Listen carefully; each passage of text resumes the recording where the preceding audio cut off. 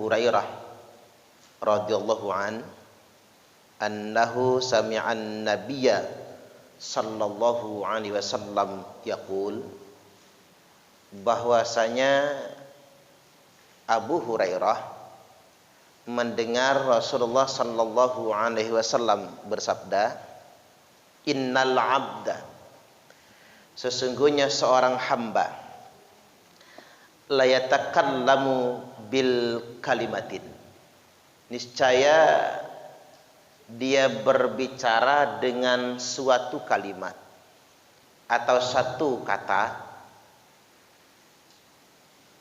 yang satu kata yang dia ucapkan itu ma yatabayyanu fiha, yang dia enggak begitu memperhatikan kata-katanya itu.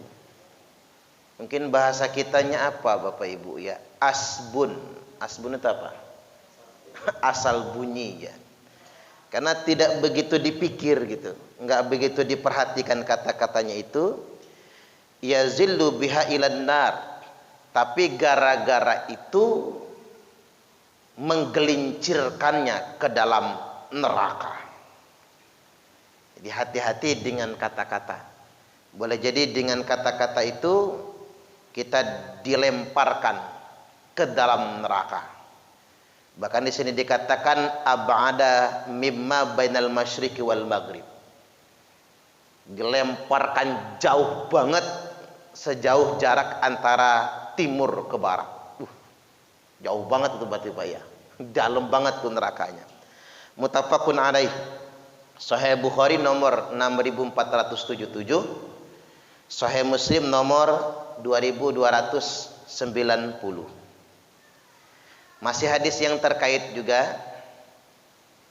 Wa anhu anin nabi sallallahu alaihi wasallam qal, masih dari Abu Hurairah dari Nabi sallallahu alaihi wasallam, beliau bersabda, innal abda la yatakallamu bil kalimati, sesungguhnya seorang hamba niscaya berkata dengan satu perkataan, berbicara dengan satu perkataan, min ridwanillahi ta'ala, yang gara-gara satu perkataan itu mendapatkan keridhaan dari Allah Ta'ala. Yang gara-gara perkataan tersebut, mayulqi laha balan yarfa'ullahu biha darajatin, gara-gara perkataan tersebut yang kayaknya enggak begitu dipentingkan, Allah Subhanahu wa taala mengangkat derajatnya atau memberikan kepadanya surga.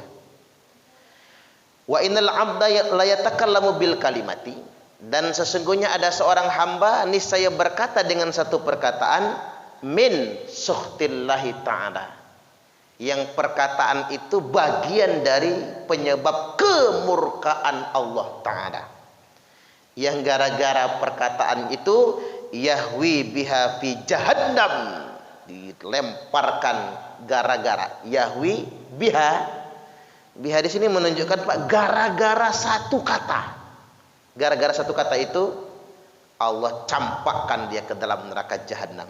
Sahih Bukhari nomor hadis 6478 dan dalam kitab hadis yang lain. Nah, sederhananya begini.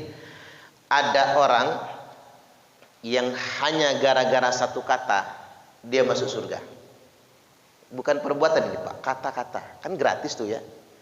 Ada orang yang hanya gara-gara kata-kata masuk neraka atau binasa.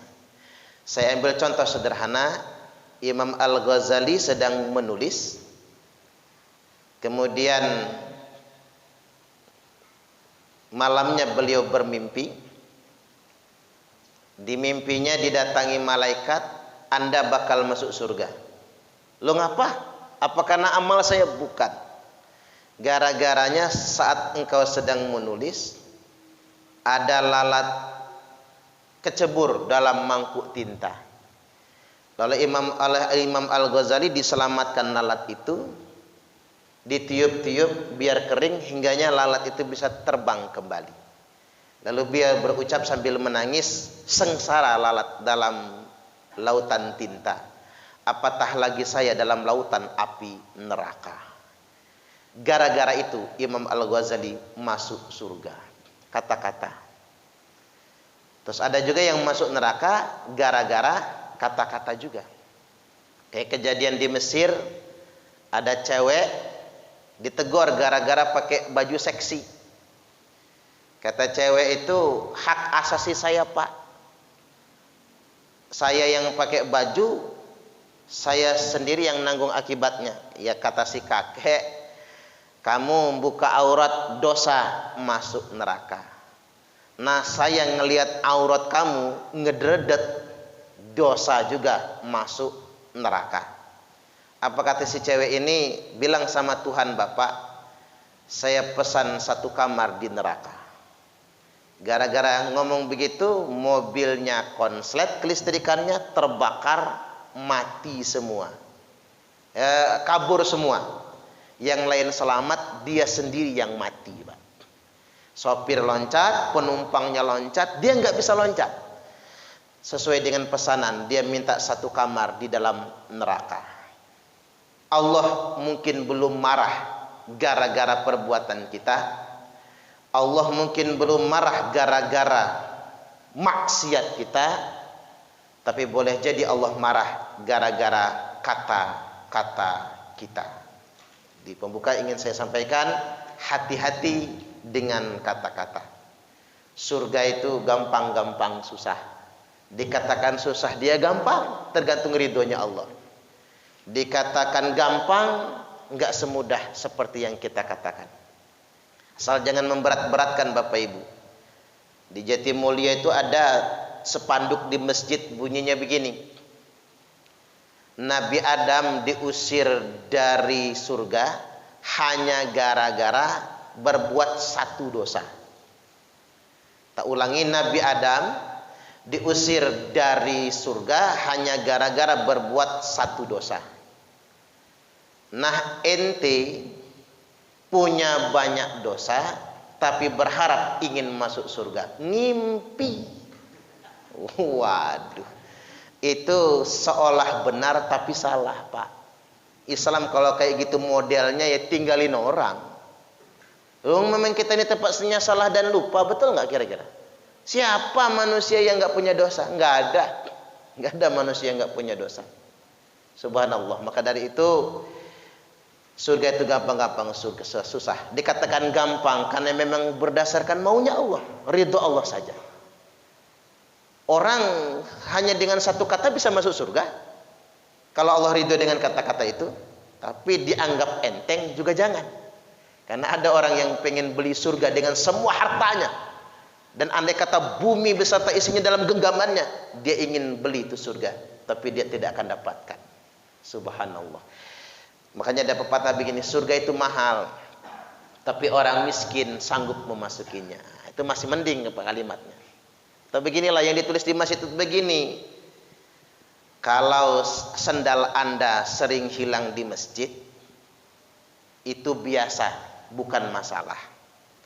Yang jadi masalah kalau sendal Anda tidak pernah tampak di masjid. Iya, ini cocok juga itu.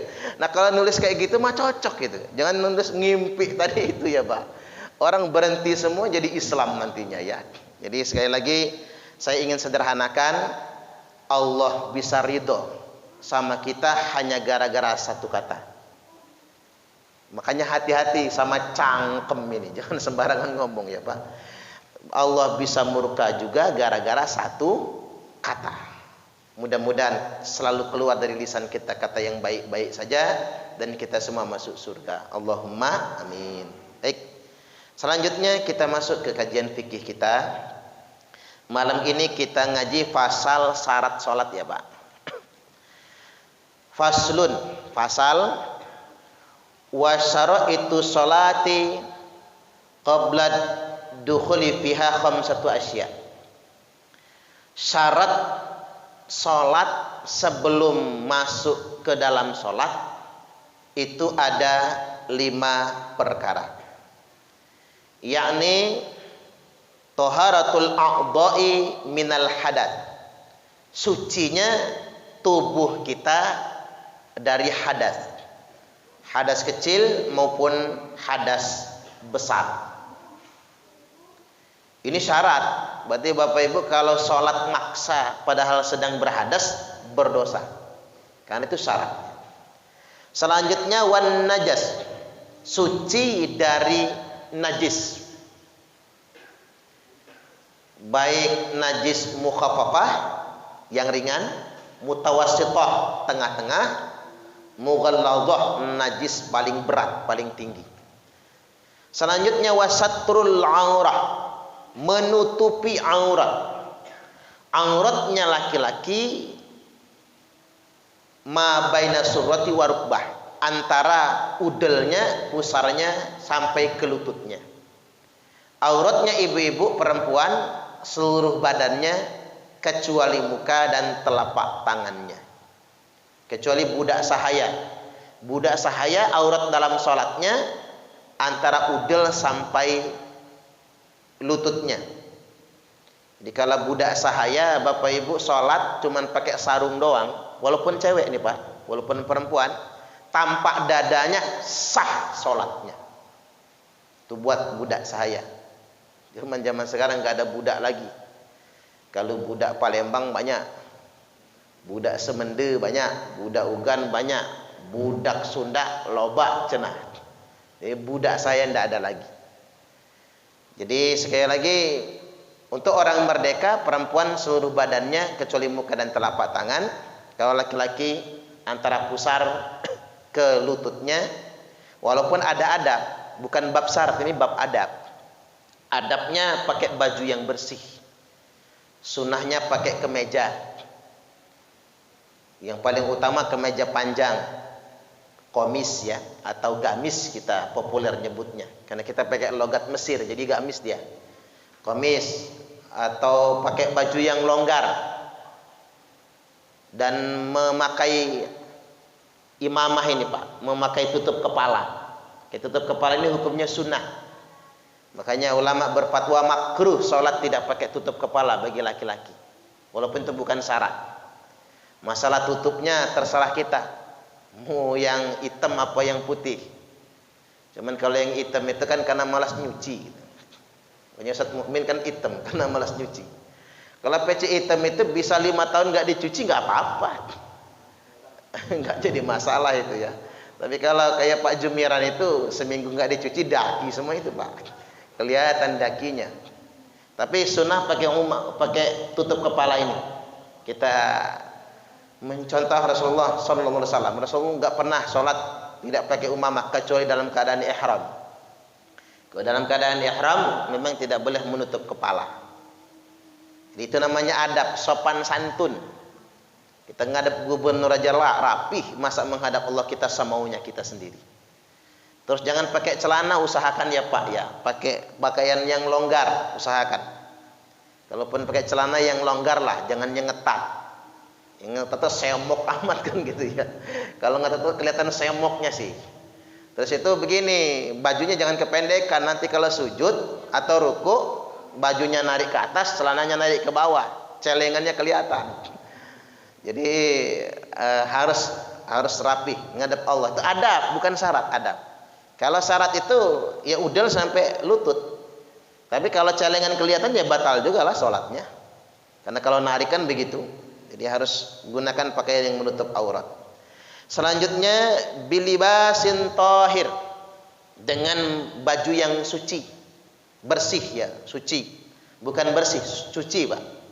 Karena kalau cuma kotor karena tanah ya masih boleh pakai sholat. Bapak-bapak yang nukang ya, tukang bangunan kena pasir, kena semen gitu, selama tidak kena air kencing sah digunakan untuk sholat.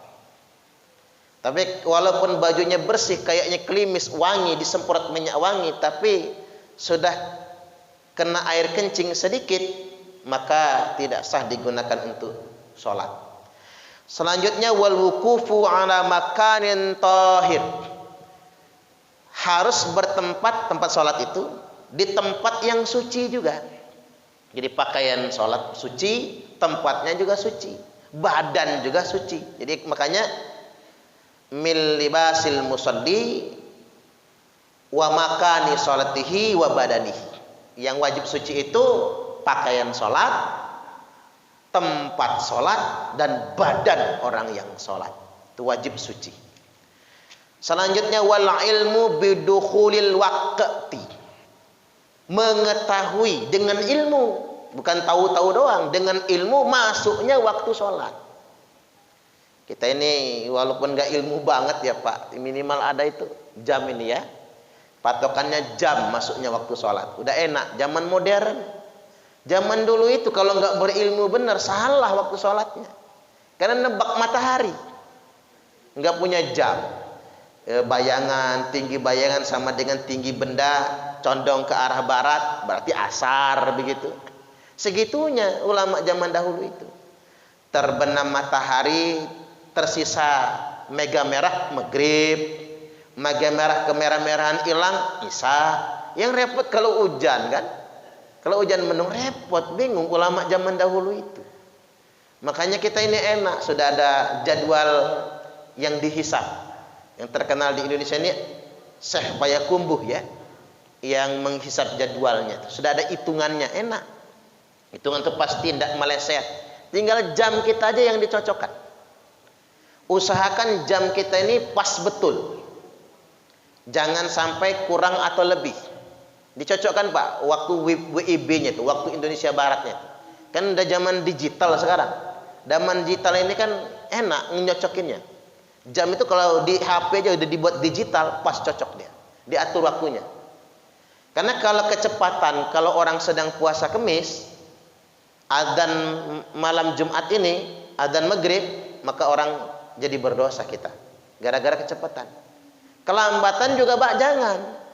Orang pegal juga kalau kelambatan itu, kok lambat amat. Di mana-mana sudah adzan, di masjid kita aja belum. Sebel orang sama muadzinnya. Pasti takmir masjidnya dibenci betul sama jamaah itu. Dibikin sebel oleh jamaah, disebelin. Karena ngapa? Terlalu lama tertundanya. Selanjutnya wastiqbalul qiblah, menghadap ke arah kiblat. Kalau orang yang melihat Ka'bah, maka kiblatnya ila ainil Ka'bah, kepada fisiknya Ka'bah. Fisik, bentuk segi empat Ka'bah itu. Kalau yang melihat Ka'bah, terutama yang di Masjidil Haram, yang di dalam Masjidil Haram harus ke Ka'bah. Kalau yang di luar Masjidil Haram, ila ainil haram. Kalau yang di luar Masjidil Haram, ke fisiknya Masjidil Haram. Jadi ada toleransi Pak. Kalau yang dalam masjid, apalagi yang lihat Ka'bah, wajib ke fisiknya Ka'bah. Kalau yang di luar Masjidil Haram dan dia lihat Masjidil Haram radius berapapun, ila ainil haram, dia wajib ke fisiknya Masjidil Haram. Tapi kalau yang jauh dari Masjidil Haram, kayak kita di Indonesia ini, sudah jelas fawalli wajhaka syatrul Masjidil Haram. Hadapkanlah, palingkanlah wajahmu ke arah Masjidil Haram. Syatr di situ kata ulama bentangan 90 derajat. Jadi jangan berantem lah masalah kiblat, maksud saya.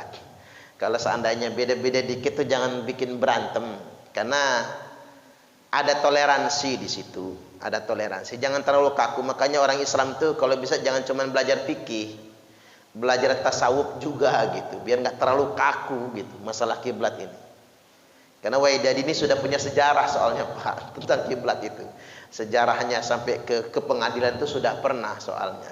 Nah, jangan sampai itu terulang kembali kan. Akhirnya masjid jadi sepi nantinya gara-gara itu semua. Baik, selanjutnya wa yajuzu tarkul qiblati fi halatain. Bolehnya meninggalkan kiblat itu dalam dua kondisi, dalam dua keadaan. Satu, fi syiddatil khauf, karena sangat ketakutan. Sangat ketakutan, sholatnya di tempat persembunyian, maka dia boleh meninggalkan, sholatnya tidak menghadap ke arah kiblat. Selanjutnya wa fin nafilati fi safari ala rahilah. Orang yang sedang mengerjakan sholat sunnah di atas kendaraan pada saat safar. Di orang yang sedang mengerjakan sholat sunnah di atas kendaraan pada saat safar. Karena jumhur ulama berpendapat kalau sholat wajib tetap tidak boleh di atas kendaraan. tetap harus turun dari kendaraan. Tapi kalau sholat sunnah tetap boleh di atas kendaraan dan boleh tidak menghadap ke arah kiblat. Walaupun terjadi perselisihan pendapat kalau untuk pesawat kapal sama kereta api, nggak mungkin kan pesawatnya sudah menghadap kiblat gitu Pak, nggak mungkin, nggak nyampe nanti pesawatnya. Nggak mungkin juga kereta api kita ngomong sama masinis sama kondekturnya, Pak, sementara waktu kereta apinya arahkan ke kiblat kami mau sholat. Langsung jeblok kereta apinya Pak, langsung anjlok dia, entah sampai kemana, kita udah remuk semua itu ya. Jadi sedemikian rupa. Makanya sebagian ulama madzhab Syafi'i, mayoritas ya bahkan, mengatakan orang yang dalam perjalanan dan tidak bisa menyempurnakan syarat sholatnya, maka wajib baginya mengqadha sholatnya. Baik, sampai di sini dulu Bapak Ibu, kita buka sesi tanya jawab. Pertanyaannya bebas, saya persilahkan. Ya, basing. Nggak ada. Baik, lanjut ya. Faslun, kemudian yang berikutnya kita masuk ke pasal wa arkanus sholati tsamaniyata asyara ruknan. Dan rukun-rukun sholat, berarti rukun itu fardunya sholat. Rukun-rukun sholat itu tsamaniyata asyara, berjumlah 18. Tsamaniyata asyara, jadi 18 ruknan, 18 rukun. Kalau di madzhab Syafi'i itu ada beberapa penyebutan Pak, ada 13 rukun. Di Safina itu kalau nggak salah 17 rukun nyebutnya ya. Kemudian ada 18 rukun, tapi sama aja itu sebetulnya. Yang 17, 18, 13 itu sama aja. Yang 13 itu karena digabung-gabung, makanya jumlahnya 13. Yang 18 ini karena antara tumak ninah digabung. Ruku dan tumak ninah 18 itu dipisah. Secara umum digabung, makanya jadi 13 dia Pak. Jadi sujud dan tumak ninah dipisah jadi 2 rukun. Jumlahnya menjadi 17 atau 18. Baik, yang pertama an-niyah, berniat, itu rukun sholat. Nah, ini gunanya ngaji fikih kan? Di mana kita berniat sholat itu? An-niyatu qasdu syai'im muqtarinam bi fi'lihi. Niat itu adalah menyengaja mengerjakan sesuatu membersamai perbuatan ibadahnya. Jadi yang dikatakan niat wudhu harus membersamai wudhunya. Yang dikatakan niat mandi wajib membersamai mandi wajibnya. Yang dikatakan niat sholat membersamai perbuatan sholatnya. Nah, perbuatan sholat dimulai dari apa? Dari takbiratul ihram. Makanya niat sholat itu ketika takbiratul ihram. Orang haji itu kapan niatnya? Ketika ihram minal miqat. Karena perbuatan haji dimulai dari al-ihramu minal miqat. Makanya al-ihramu minal miqat, ihram dari miqat, harus disertai niat. Karena kalau tidak disertai niat, tidak sah ihramnya, tidak sah hajinya, tidak sah juga umrahnya. Kalau wudhu, kapan perbuatan wudhu dimulai? Di hitungan syariatnya dimulai perbuatan wudhu waktu membasuh muka. Maka niatnya waktu membasuh muka. Kalau mandi waktu menyiramkan air di kepala, maka ketika menyiramkan air. Kalau sholat ketika kapan? Takbiratul ihram. Makanya lisan mengucapkan Allahu Akbar, hati berniat. Nah, mulai sekarang dilatih itu Pak. Jadi Allahu Akbar dilatih dari sekarang. Ngangkat tangan aja ada cirinya Pak, begini. Berarti madzhab Syafi'i. Kalau yang begini rapat tapi jarinya agak ke bahu angkat dikit, madhab Hambali. Itu ada ilmunya. Itu gunanya kita ngaji biar nggak semrawut mengamalkan sendiri. Ada yang begini nih, madhab Syafi'i. Ada yang begini, madhab Hambali. Tapi kalau yang begini nggak ada madhabnya itu. Apa gitu, nggak ada madhabnya. Madhab Imam Samudra itu namanya ya. Kita makan jelas Imam Malik, Imam Syafi'i, Imam Hambali, Imam Hanafi. Dia mah Imam Samudra. Pantesan nggak kayak gitu modelnya. Jadi ilmu itu harus jelas kemana fatwanya. Jangan dikira-kira sendiri kan. Wong kita ini umat yang lahir 14 abad setelah Nabi. Nggak bisa kita ngeraba-raba ngeker-ngeker, nggak bisa lah. Mau nggak mau ya ikut ulama itulah. Jadi niat itu harus membersamai takbiratul ihram. Ini ulama sepakat loh Pak. La khilafa bainal ulama, tidak ada perbedaan pendapat di antara ulama. Ulama di sini adalah para imam-imam mujtahid. Sesungguhnya niat itu ketika takbiratul ihram, membersamai takbiratul ihram. Niat setelah takbir la tujzi, tidak sah. Sampai segitunya. 4 madzhab tanpa perbedaan pendapat. Makanya kita itu wajib kan belajar ilmu fikih itu bersanad, berdasarkan fatwa ulama. Ngaji nggak boleh nebak sendiri hukum. Kalau orang sudah ngomong Pak, niat itu nggak perlu waktu sambil takbir, berarti dia nggak pernah belajar fikih, nggak pernah belajar fikih, kecuali memutuskan sendiri. Karena kalau belajar fikih, tidak ada satupun ulama yang mengatakan niat itu bisa duluan, tidak ada. Semua sepakat harus bersamaan dengan takbiratul ihram. Tinggal yang beda ulama itu di usolinya doang. Kalau mazhab Syafi'i usul itu sunnah, tapi bukan wajib, sunnah untuk menguatkan hati. Kalau mazhab Maliki, Hambali dan Hanafi mubah, bukan bid'ah ya, mubah kalau untuk menguatkan hati. Cuman itu aja khilafiyahnya. Tapi kalau pas takbir harus niat, iya, sepakat ulama. Jadi waktu takbiratul ihram, bagaimana cara niatnya? Kalau nggak mau terlalu lama takbirnya, niat biasa saja Pak. Yang ngambil 3 ketentuan niat, menyengajanya, memperjelas jenis sholatnya, dan memperjelas fardu atau tidaknya. Jadi al-qasdu ta'yin dan ta'ridnya saja. Kalau kita bahasakan begini, usalli fardhol maghrib. Itu sudah pas itu. Usalli, sudah menyengaja. Aku sholat, sengaja aku sholat fardhol maghrib. Fardhonya ini sudah menegaskan sunnah atau fardu. Al-maghrib, sholatnya sholat maghrib. Cukup itu jadilah. Jadi pas takbir Allahu Akbar, hati mengatakan usalli fardhol maghrib. Jadilah. Usalli fardhol isya, usalli fardhos subhi.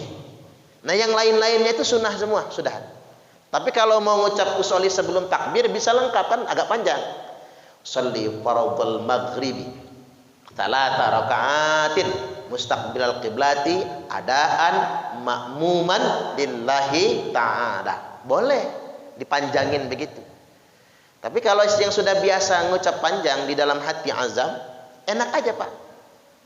Dia takbir biasa saja, Allahu Akbar, tapi cukup niat karena sudah biasa. Nah, bapak-bapak latih saja itu Bapak Ibu. Latih sambil takbir berniat dengan niat yang panjang. Shalli fardhul isya'i 4 raka'atin mustaqbilal qiblati adaan ma'muman lillahi ta'ala. Begitu. Jadi biasakan. Tapi minimal tadi sebutkan saja jenis salat, menyengajanya, fardu atau sunnahnya, dan salat apanya. Maghrib, isya atau apanya. 3 itu saja. Usolli fardhul maghrib, usolli fardhul isya, jadilah di hati ketika takbiratul ihram. Niat.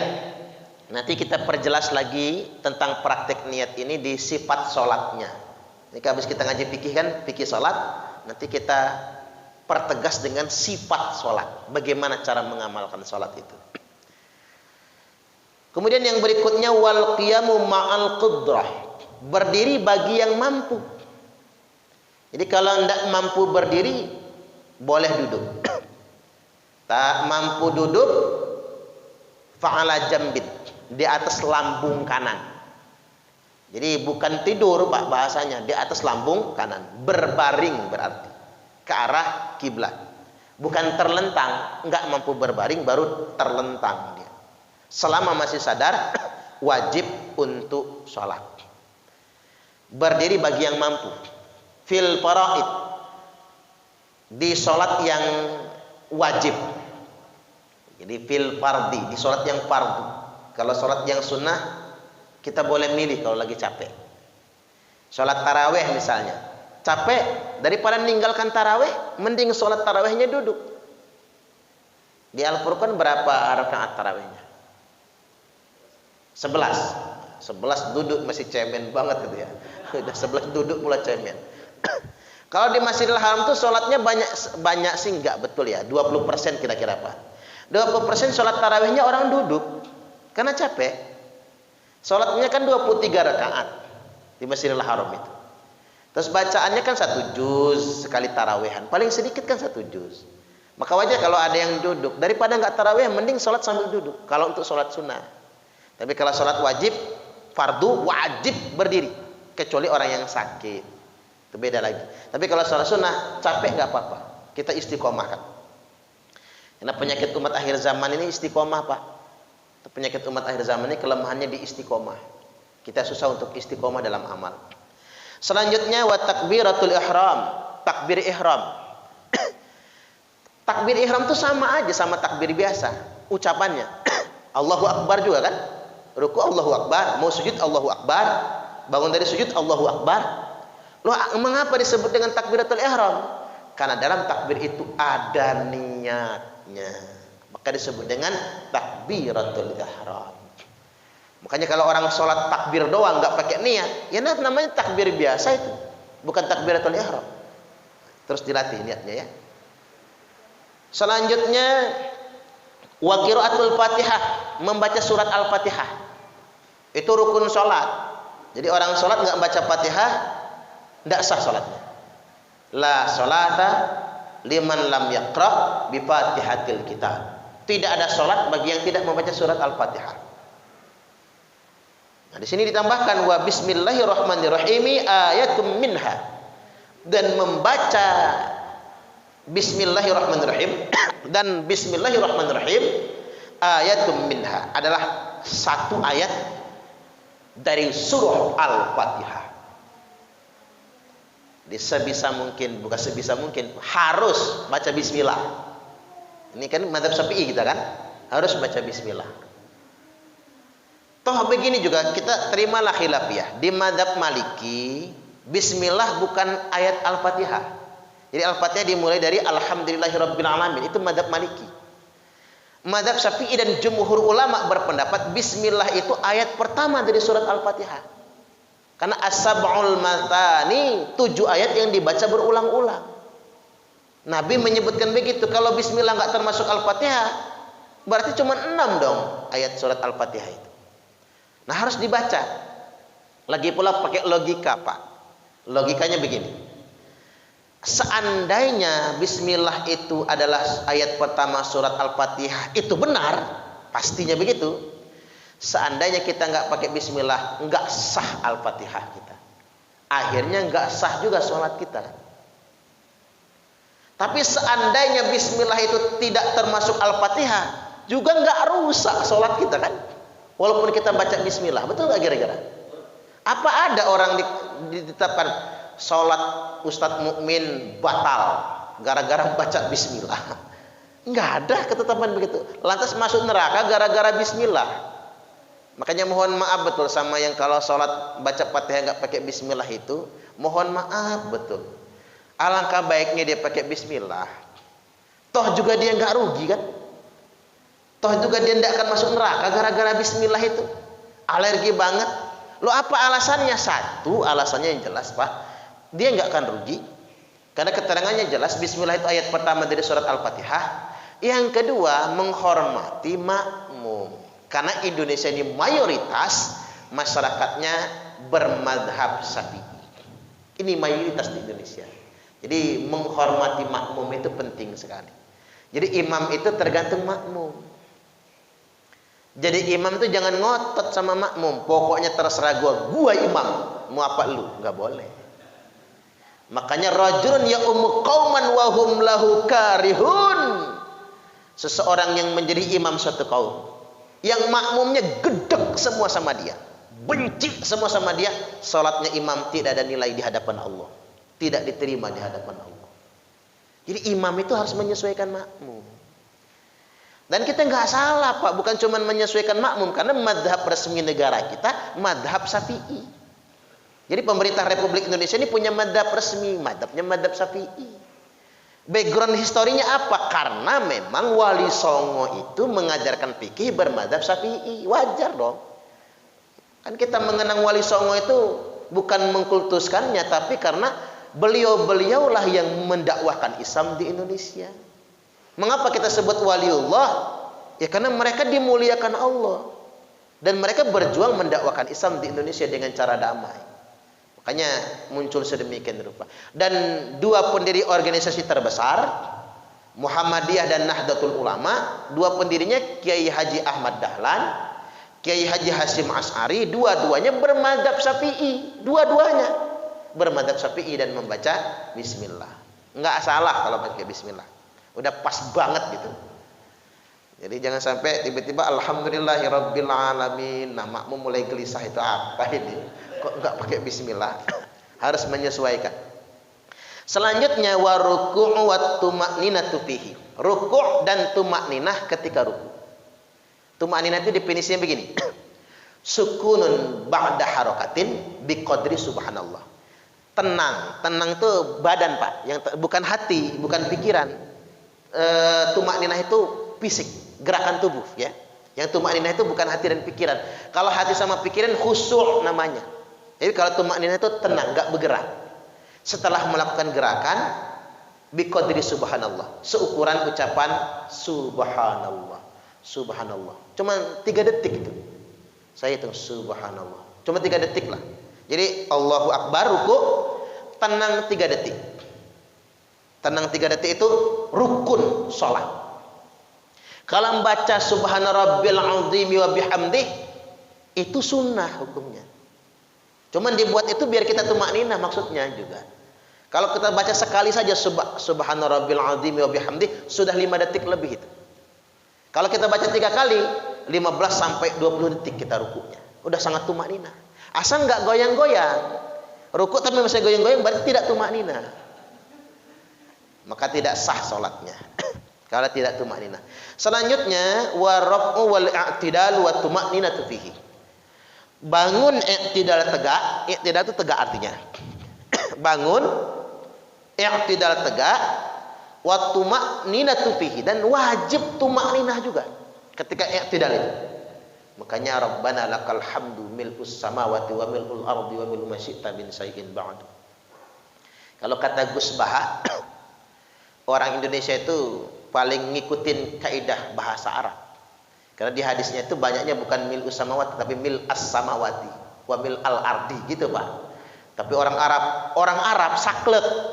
Orang Arab ngikutin teks hadis, tapi orang Indonesia ngikutin kaidah.